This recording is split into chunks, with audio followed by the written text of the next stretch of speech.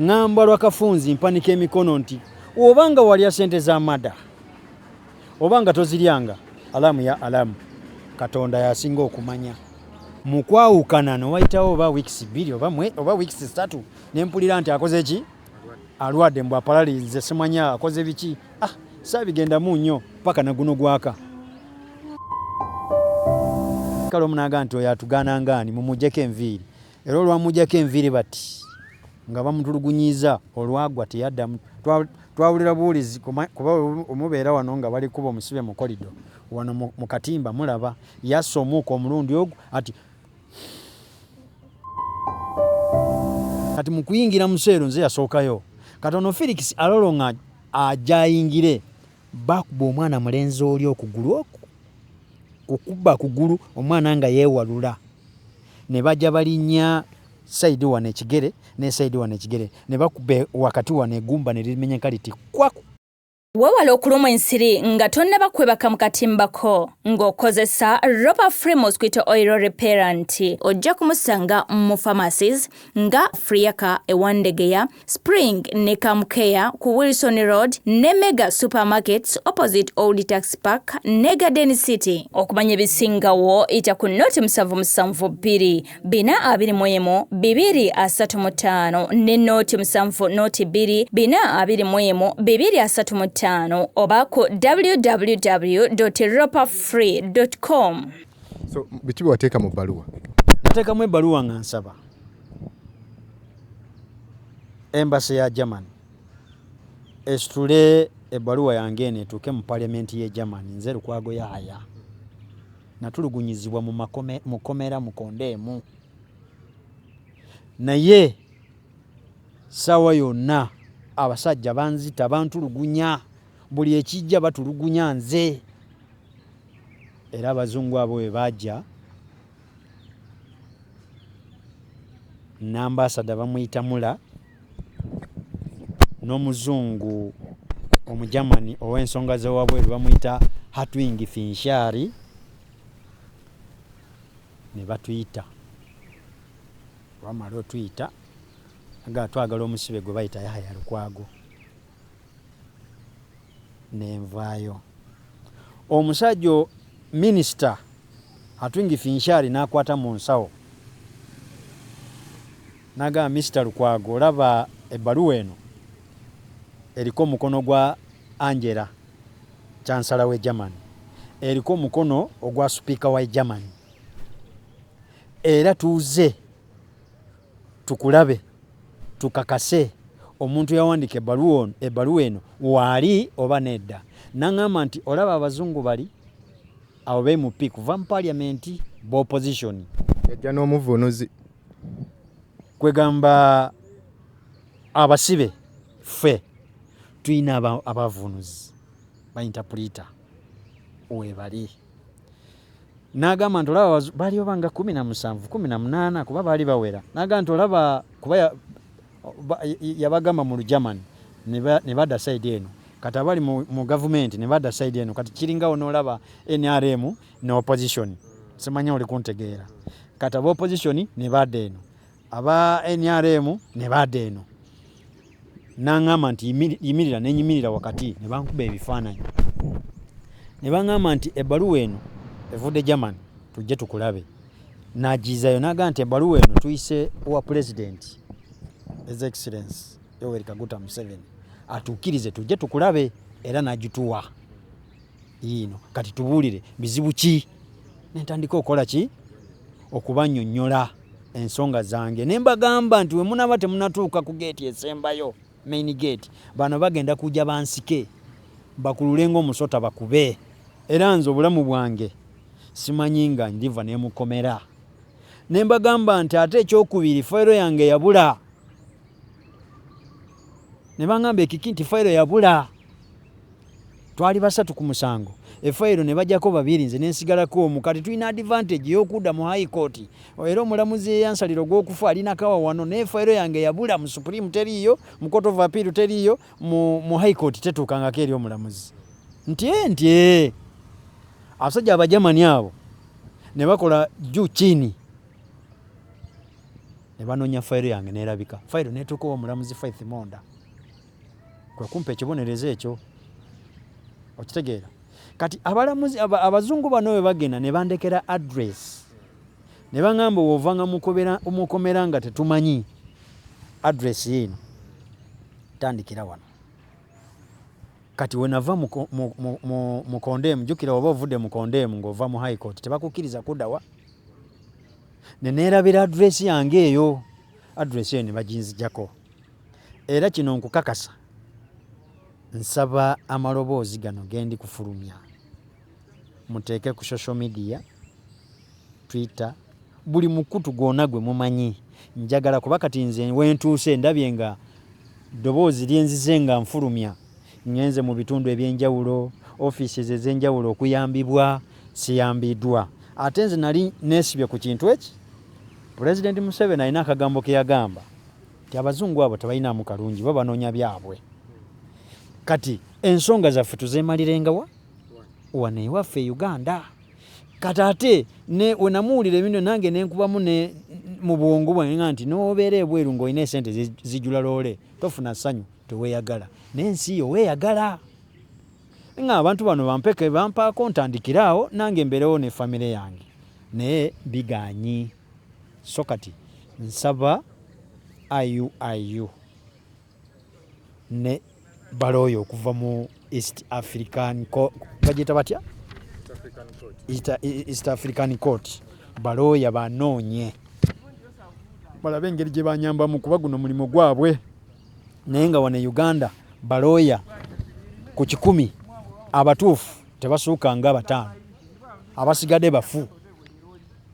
Bamala ate ne beekobaana n'abantu b'ovunaano babe bavunaana. Kati gwe kizuulibwa nti gwe toyinako olina oli wa wansi ne bafutyankibwa omusango. For example kati eno fayiro yafutyankibwa ya mada erikiriya.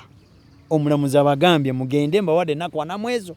Mugende munoonyereze famire z'abantu abo mubaleete wano kikonfamingibwe nti kituufu famire z'abantu bano weebale.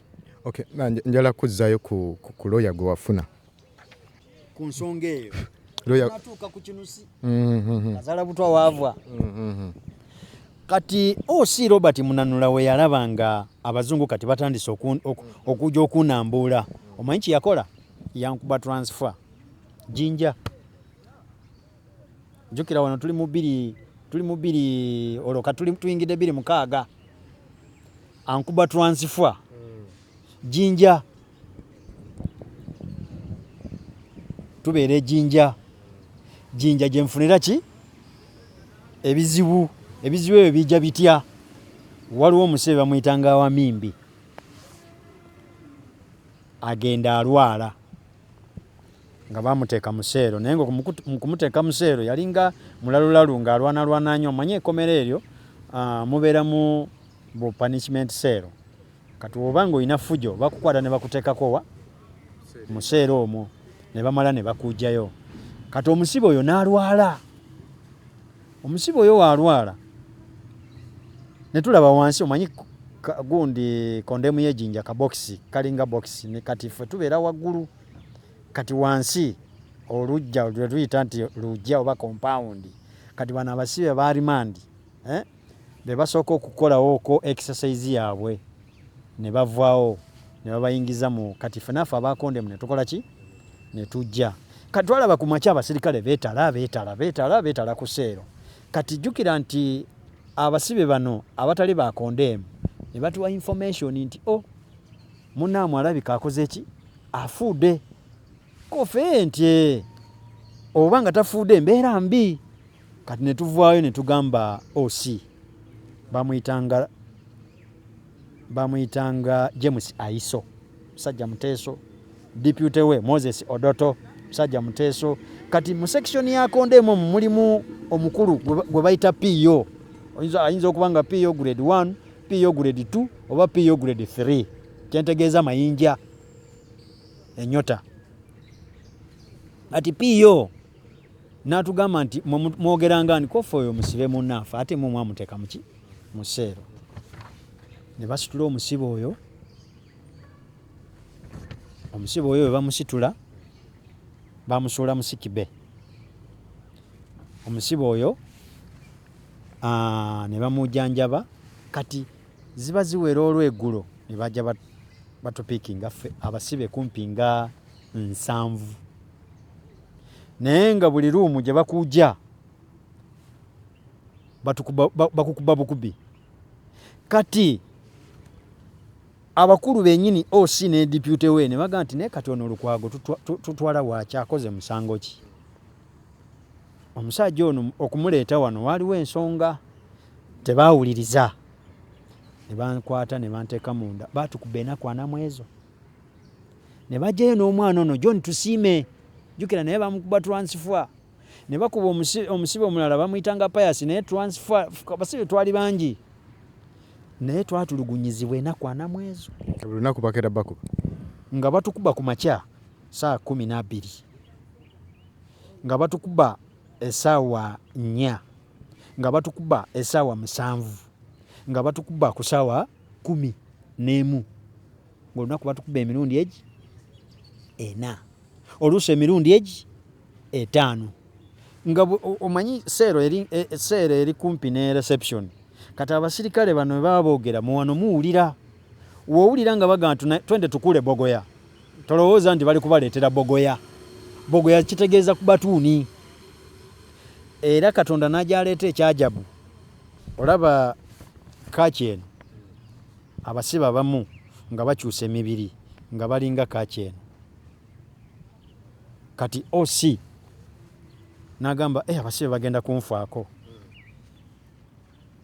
naye nga sinatuuka awo ng'enaku z'omwezi 7 mwezi gw'omunaana baakuba omusibe bamuyita Felix waliwo bagiyita foreign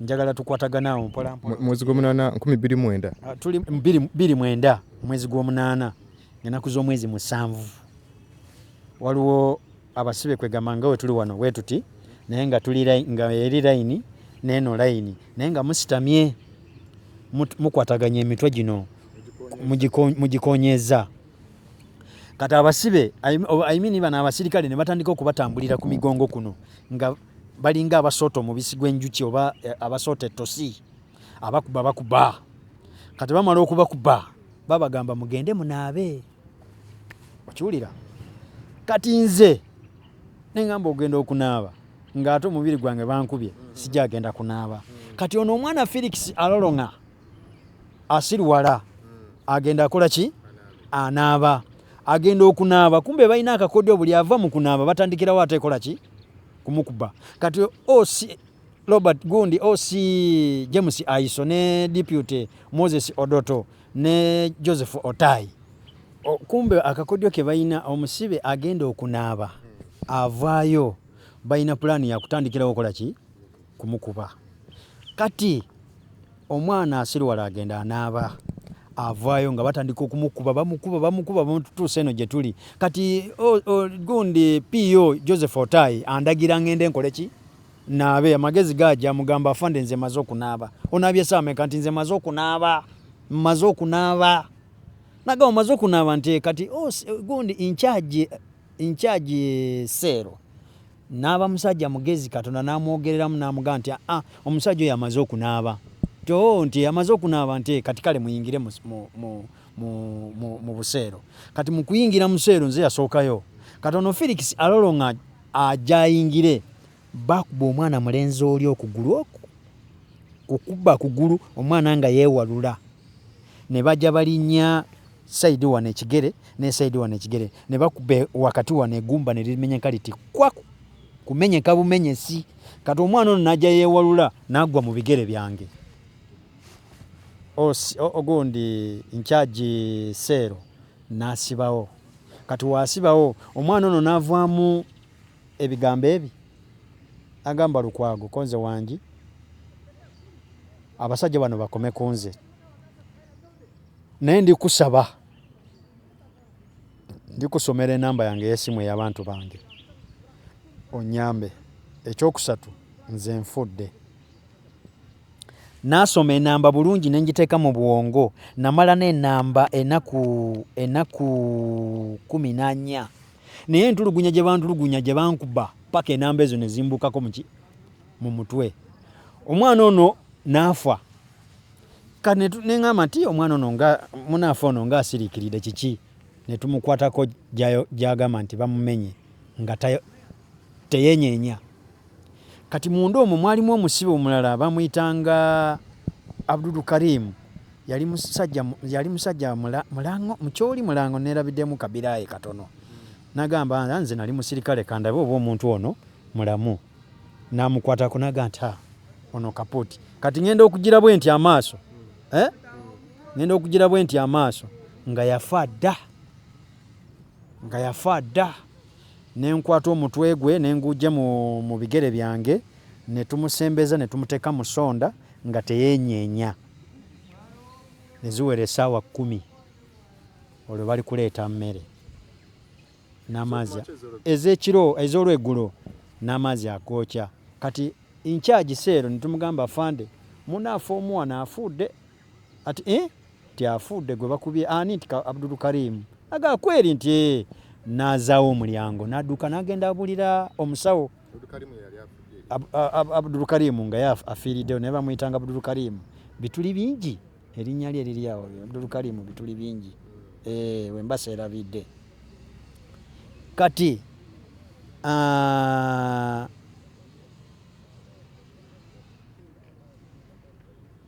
onoonya linnya ndirabi wano nga bagamba ogambye yafanga 7 wano ndaba bagamba nti ebiwandiiko by'eddwaliro byali biraga nti yafanga 10. Ebyo byonna bya bwereere.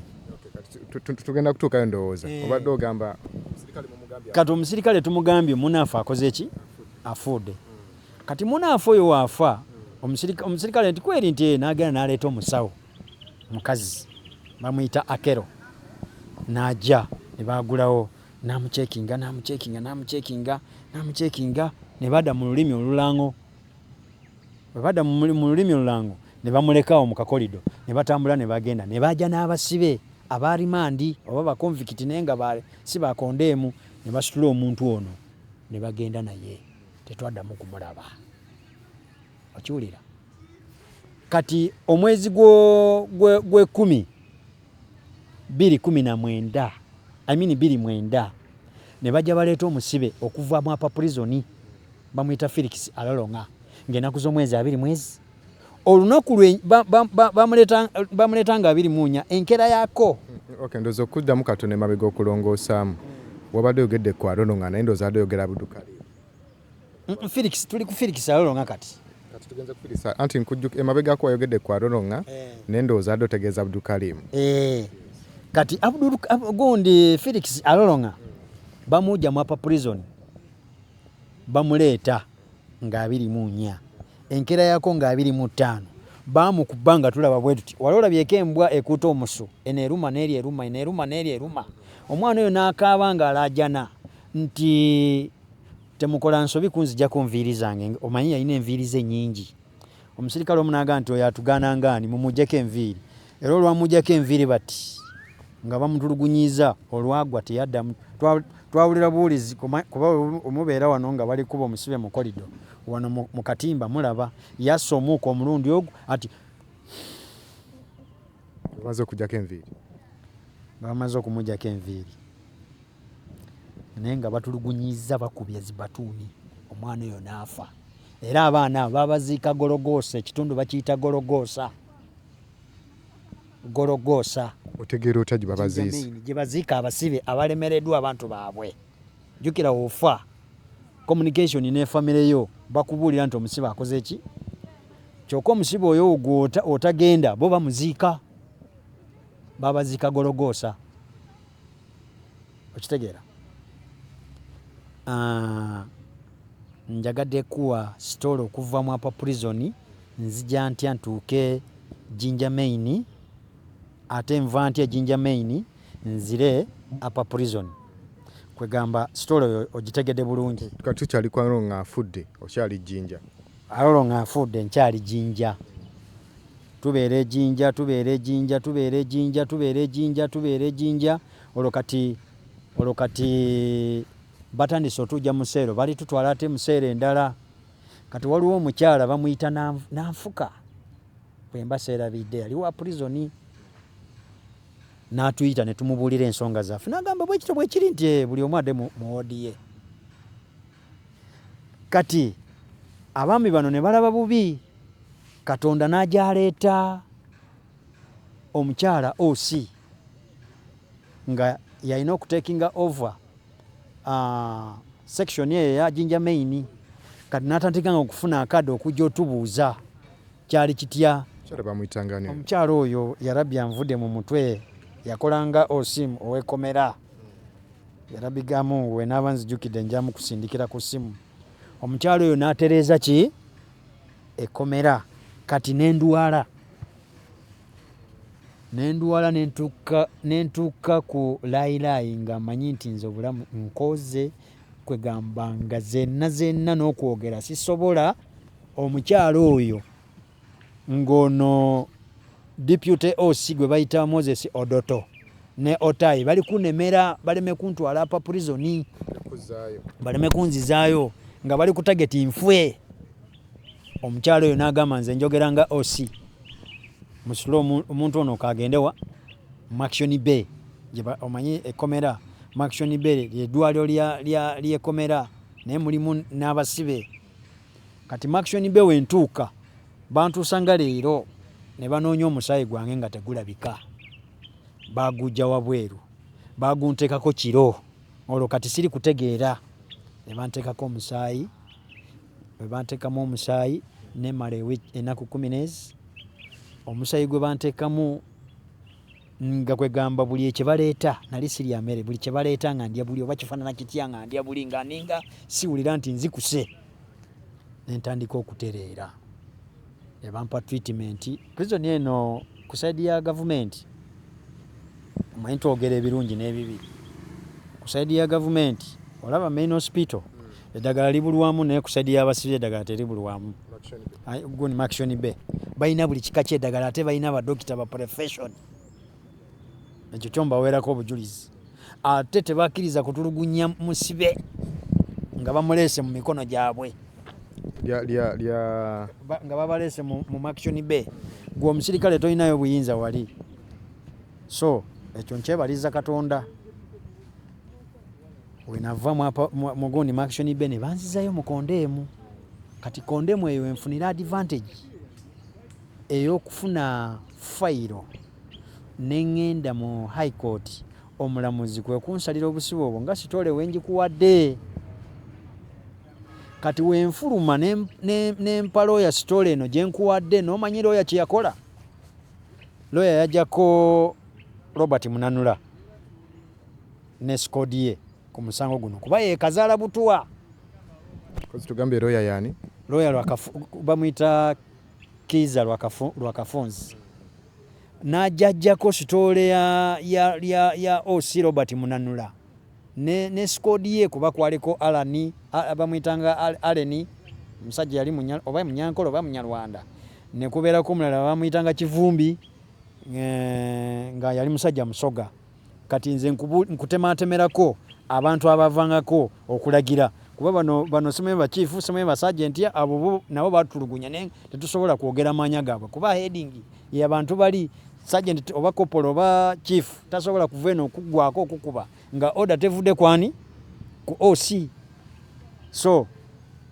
ekintu looya kye yakola n'ajjamu Munanula sitole ye upper prison n'agitta ng'ate ye founder otuddusa otutolosa atutwala ejjinja batukweka ejjinja kati ate otutuuka ejjinja ate ne batulugunyizira era ejjinja mu makomera gonna olaba ejjinja ng'omuntu otazze otulugunyizibwa n'ofwa kuba eriringa oba liringa mu nsiko liri ku nnyanja naye nga ate liri kumpi n'ekibuga abantu abagendayo batini nnyo human rights ebbanga linamalayo nalabako ba mirundi egi kati human rights yajja lwaki njiraba mirundi ebiri kwaliko abasajja babiri Vincent Wabalanda ne lawyer gwe bayita gwe bayita Nicholas Opio oba mumuwulirako amanyi story yange yonna okuva mu Kondemu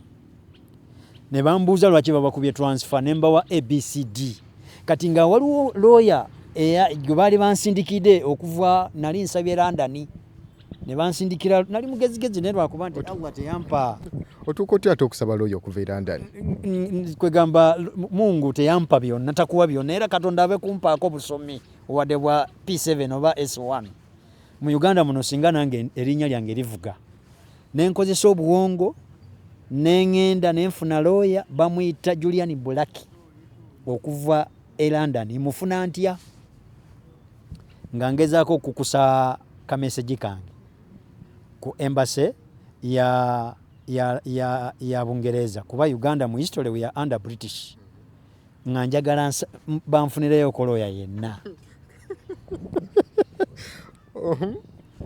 era lawyer oyo najja wamu yayita mu kitongole kya Livingstone Sewanyana nga ajja ayingira mu kitongole kya Livingstone Sewanyana nga bajja abantu batya bajja Nicholas Opio Vincent Wabalanda ne muzungu gye bayita Julian Black katuddeo katono owandiika ddi owandiika otya era okawaani kowandiise nkugambye muli mukomera bano abazungu abajja ababona ageni era mulaba abazungu abo babi naye ate balungi be bakyayimirizawo amakomera mu Uganda era we bukya ku makya gavumenti negamba nti tetwagala banadiini mu makomera abasibe bafa olunaku 10,000 olunaku bafa 10,000 olunaku baleeta eddagala baleeta sabuuni baleeta ebyo simanyi bano abalwadde ba siriimu bayina emmere gye babaleetera kwegamba batwitinga nnyo kati advantage eyo naffe gye tufunira ng'olina kyoyagala okuyisaawo kati nga tudda ku mulamwa omuzungu ambuuza mubuulira story yonna naŋŋamba nti guno omusango guwoomange entogonya n'agamba guno omusango ewaffe e London n'omala otuuka ewaffe e London nga nze ali mu musango guno ekitono ennyo orisivingibwa miliyoni 2.5 eza paundi omusango guno naye ndigenda France ku nsonga zammwe eza death penalty mpa akadde we naaba nkomyewo ompe bwino yenna naye nkulekedde abantu bano Nicholas Opio ne Vincent Wabalanda omwami oyo yagenda saddamu kumulaba kanensigala nga ndi wamu naki na bano kati we bankuba transfer bano kumbe bali kumfollowinga batuuka pa prison nti ali Jinja ne batuuka e Jinja ne mbawa story yonna ne bagamba tuli kwagala odemu apa prison konza olwo musajja wantu ndi kulaba obulamu obuli eno bwanjawulo okusinga obuliwa bali kutuwako ku greens eyo mulaba ddagala ly'amaanyi ku side y'omusibe supu w'ekijanjaalo ku side y'omusibe poisoni atya supu w'ekijanjaalo si ye supu ono wabweru kiri bakikaliza masanyalaze era bwe baba bakifumba tekijja era mu mwaka muyinza okulyamuko fresh beans mu mulundi ogwo ate mugenda okulya fresh beans oyo omulundi ogumu nga waliwo abagenyi abali kujja n'akawunga ke bayita hodari akanyirira nga waliwo abagenyi bawulidde nti waliwo abagenyi abali kujja nga n'oba onyiza ekijanjalo ekyo booti kisigala ng'ejjinja kibuuka bubuusi mu pakuli ng'engege kati olina kigootagooto kisoote obeerako ne odi n'omikisingamu n'ekamukene n'osuulamu kwegamba oli akawunga n'oba nga okyusiza kwegamba olabanga olidde ekintu ekyenjawulo so omuzungu oyo wagenda saddamu kumulaba bano we bajja neŋŋaana baagala batuuze mu apapulizo ne bagamba okay fine tewali buzibu omulabanga wano wali okay saddamu kulaba kuki saddamu kubalabako entulugunya gye batulugunyamu ejinja saddamu kubalabako era omu ku bo mulaba nfulumye Nicholas Opio yampandikira akabaluwa ansindika mu kitongole kye bayita ACTV Project for Foundation for Human Rights kiri wakati wa Mulago ne Kamoocha kiri wakati awo ate abo ne mbaagala nnyo kuba bampa treatment amaaso gaali tegalaba amagumba nga galuma ne bampa treatment ne kubeerako omu nampa machoine enzirugavu z'amaaso nze nga siraba ng'amaaso gakomanga wali omuti guli ne baŋŋamba yambala machoine ezo okumala emyaka egi naye omusana we gubeera omukambwe zigyeko ate amaaso we gaba gatandise okulaba ewala toddamu kuzambala buli woolaba nga amaaso gasiiwa olyoka ozigyeyo amaaso gange ne gatereera nga olwo nfulumya ebweru ne gatereera paka leero ndaba wala era abantu abo ne bambuuza oyina looya konze nina looya bamuyita Lwakafunzi ne bagamba tumumanyi oyo omulwanirizi w'eddembe ne bampa omusajja bamuyita Pawulo nga baagala kumanya byenjogera bituufu oba si bituufu ne bansindikira omusajja okuva e Kampala n'ajja wano e Mbale n'aŋŋamba njagala abasibe banno b'oyogerako abava mu kkomera abaatulugunyizibwa ne musitula ne mutwala e Katakwi yali abasibe basatu omu bamuyita Okia Alex omulala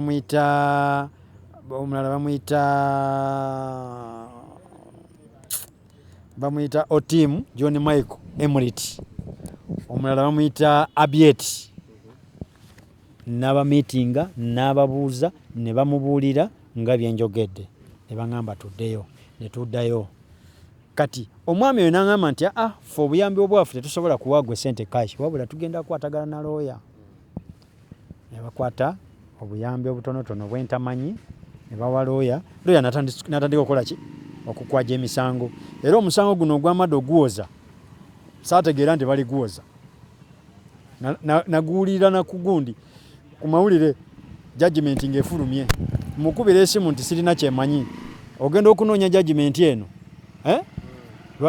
ate sina judgment bagiyita submission kuba judgment ebeeramu compensation njagala oyawule judgment eno ruling gy'ogamba yes ruling judgment ya mulamuzi Nyanzi Yasin yes eno si judgment judgment yeeno eno gye bayita judgment judgment ebeera clear ng'erimu ne compensation olwo nga buli kimu kikoze kiwedde olaba zino esente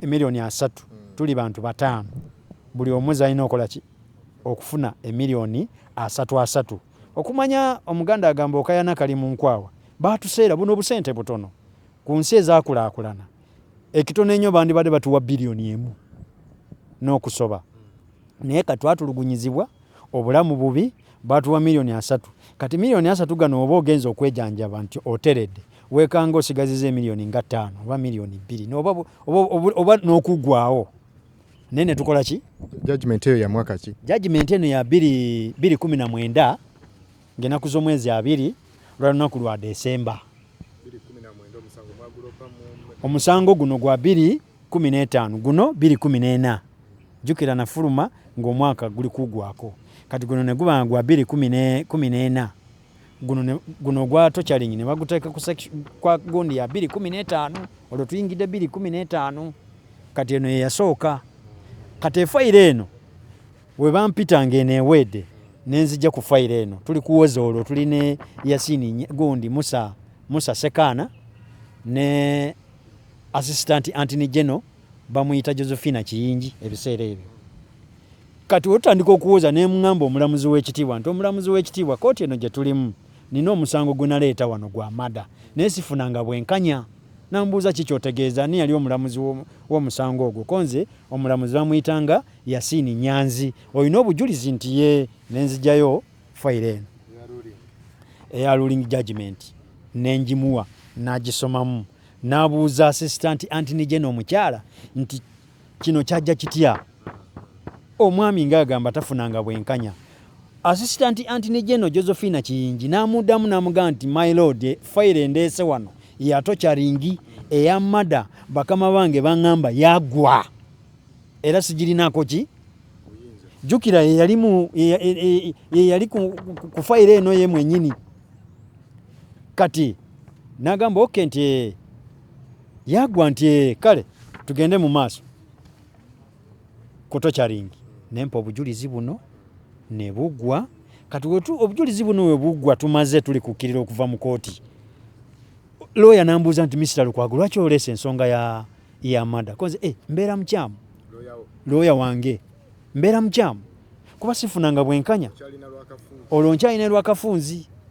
N'agamba omanye ebya gavumenti bya mpola mpola kale ne mugamba waŋŋamba otya waŋŋamba nti gwe nga okute ku nsonga ngenda kufuna obuyambi mu bwenkanya mu budde obutali bwawala. Kati ate oli kuŋŋamba nti ebya gavumenti birwawo singa wali oŋŋambe bw'otyo n'alize ku bintu birala sandigenze mu bino. Ne twawukana n'alinnya morokaye nange nenkwata pikipiki yange ne tugenda. Olwo kati nga guno gwo guwedde tumaze okuguwaako obujulizi tulinze ekiva mu mpale y'ebiraka. Omulamuzi Sekaana Musa.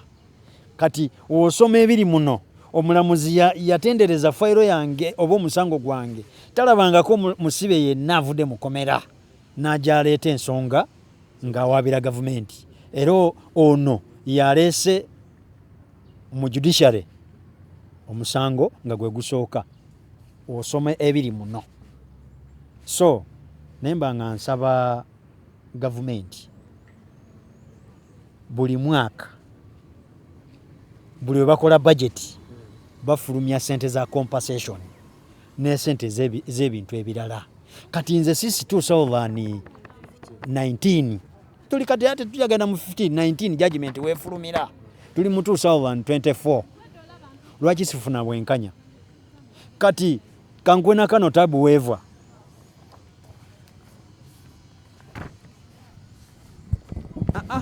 nga tetunaba kumaliriza fayiro ya Maden. Enaku ze baalagira Rwakafunzi ne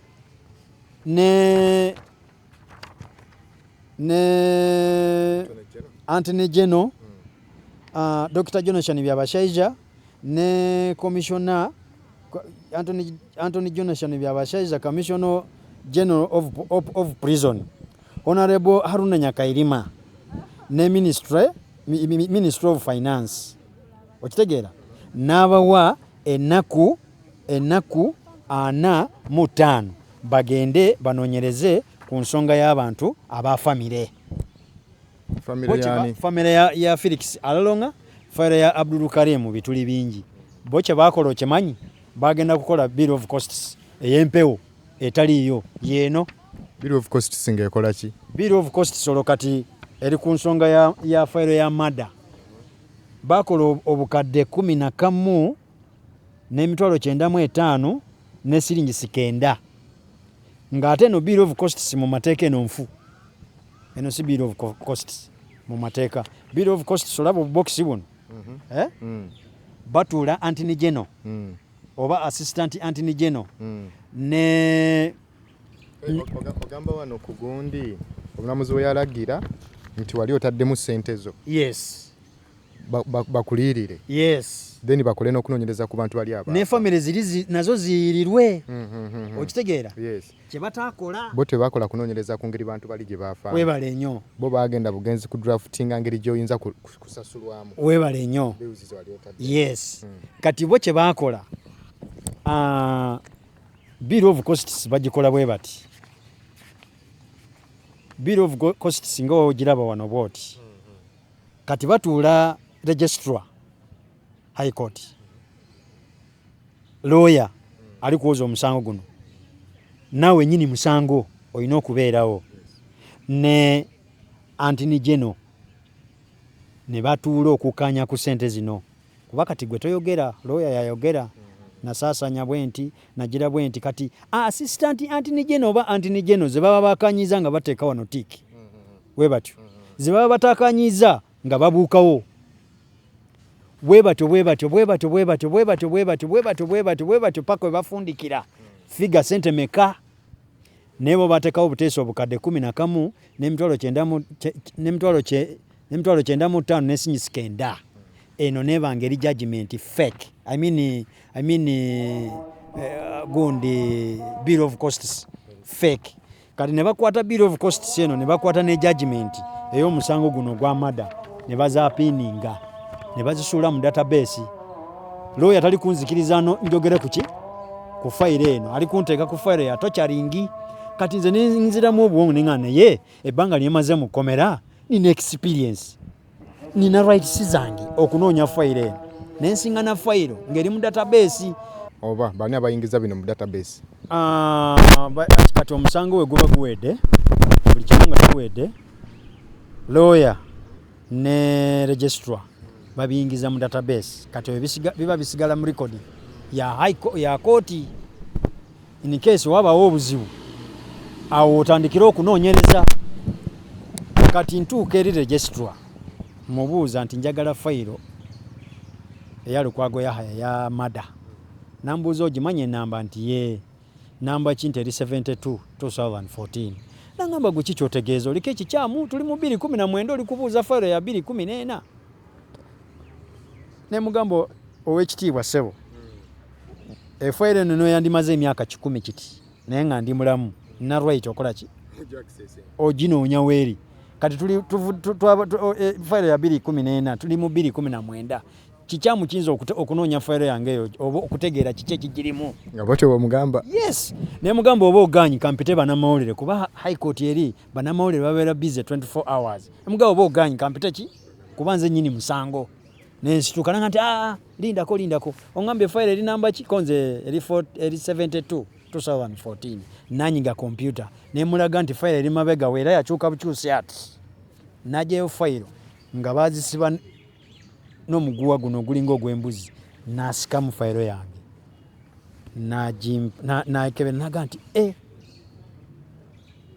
nanga Mr. Lukwago mbadde nkusaba togenda na fayiro eno wabula genda ofotokopingemu konza kirungi nange kyembadde njagala kwe kufotokopingamu kwe kufuna ki bwino ono ali feke n'omutuufu feke ye bill of costs and taxing kati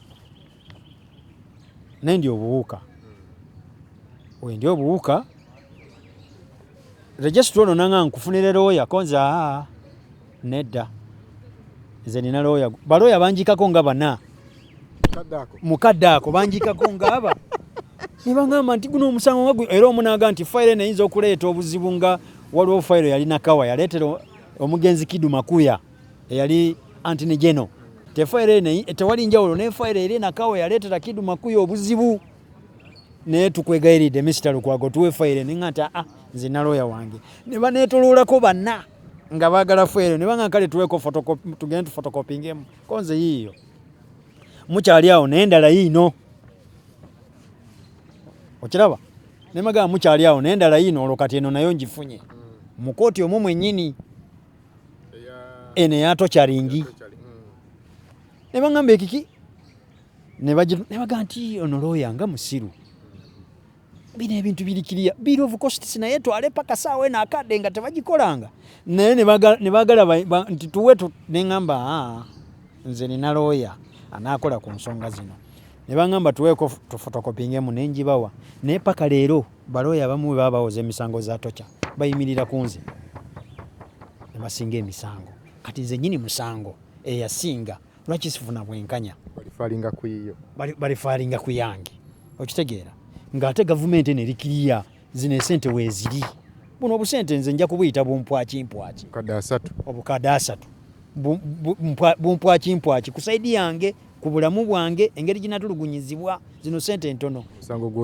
musango gwentazza kati nze nemba nga ndigezaako okunoonya obwenkanya kunoonyereza eno fayiro erikiriya nnyo kati okumanya fayiro eno erikiriya kankulage bill of costs yaayo ndooke nkugambe nti eri gye baakola ey'amada eri fake kati bill of costs entuufu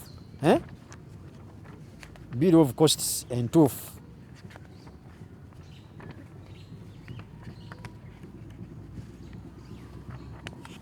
bill of costs entuufu ogiraba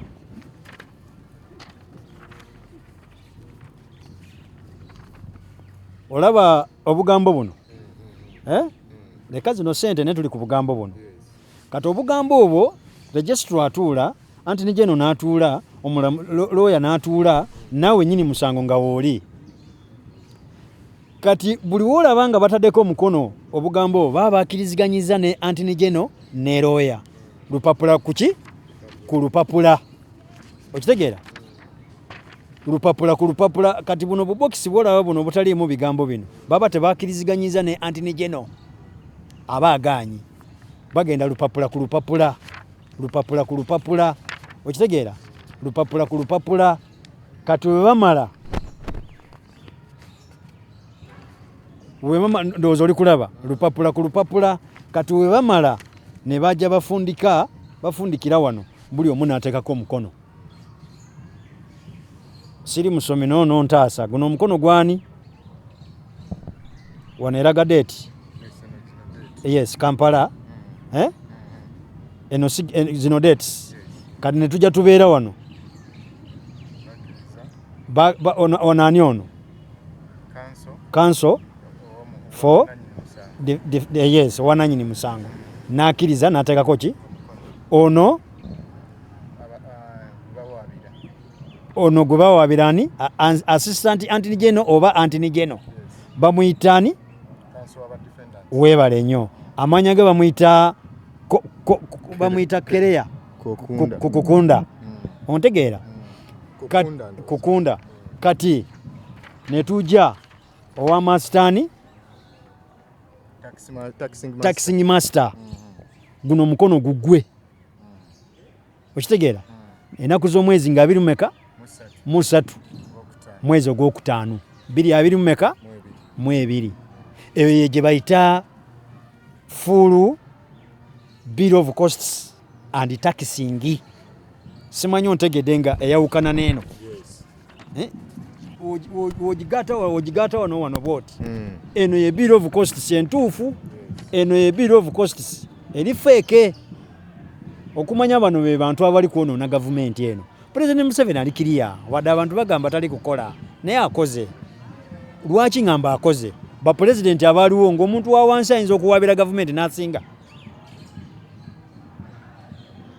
ngowe pampaliga otya nono yaleeta eddembe buli omunauganda alina okwogera alina eddembe lye naye bano bali kwonoona gavumenti ya Museveni bano baabe bakuusa fayiro eno yeetoloolerako abantu basatu eno eyamada yeetoloolerako lawyer neyeetoloolerako Antony General neyeetoloolerako ne commissioner ow'amakomera gwe bayita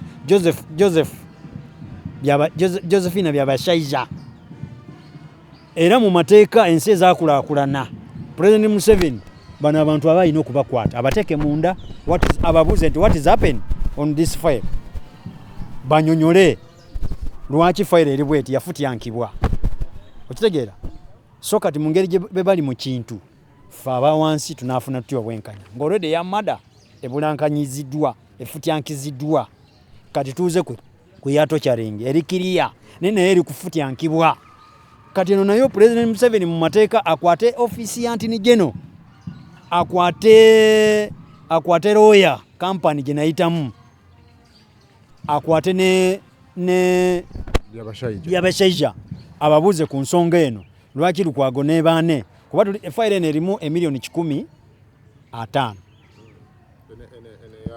ene yatocha erimu emiliyoni 15 yatocha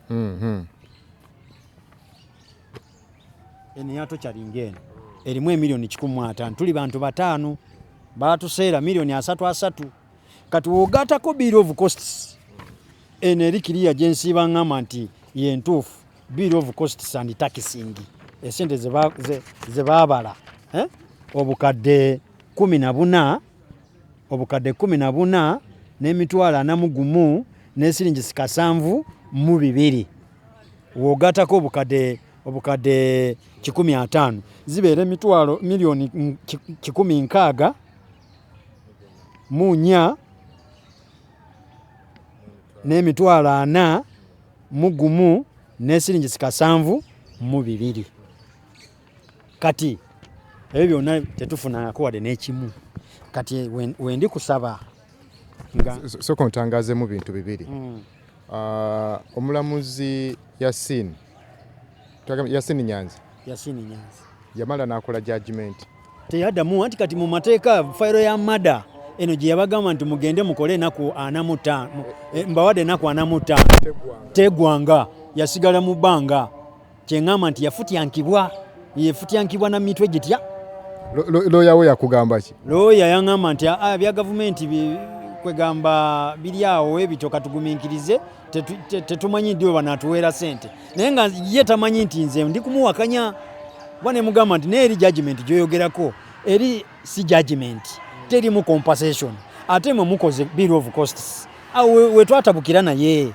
wallahi sityamwe nawanika emikono mu bbanga tuva mu kooti ngamba Lwakafunzi mpanika emikono nti obanga walya ssente za mada obanga toziryanga alamu ya alamu Katonda yasinga okumanya nze ndi mwavu omuntu yandibadde antaasa yafwa naye Katonda yasinga okumanya ne twawukana mu kwawukana ne wayitawo oba weeks 2 oba weeks 3 ne mpulira nti akoze ki alwadde mbwa paralize simanya akoze biki saabigenda mu nnyo paka na guno gwaka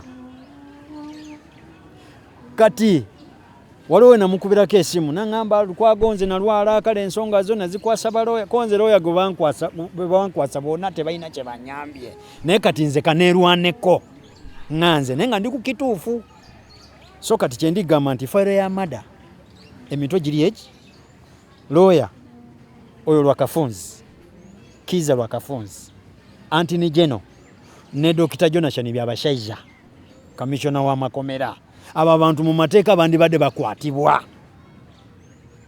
kuba bwe bafutyankibwa ki kyokka ne batakomaawo abatutulugunya ne babawumuza bali abutaala bali teeso n'esente zaabwe pensoni zaabwe bafuna ffe be batulugunya nkoko eniera mutunzi tetulina buyambi so weŋŋamba nti gye kikwatako yenna ng'oli Munnayuganda ng'olina ky'osobola okunyamba osobola okuntuusa lwaki tewanoonyako mukwano gwo gundi Rwakasisi oba oli awo yali kuyambye Rwakasisi yaŋŋamba nti ye mulwadde yankwasa Rwakasisi gwe twava naye mukomera ng'oyo sobola mutuukawo kuba oyo maazi mawanvu oba maaso mawanvu oyo tasobola kutuukikako okitegeera tasobola kola ki kutuukikako kuba abeera mu ofiisi yaki ya pulezidenti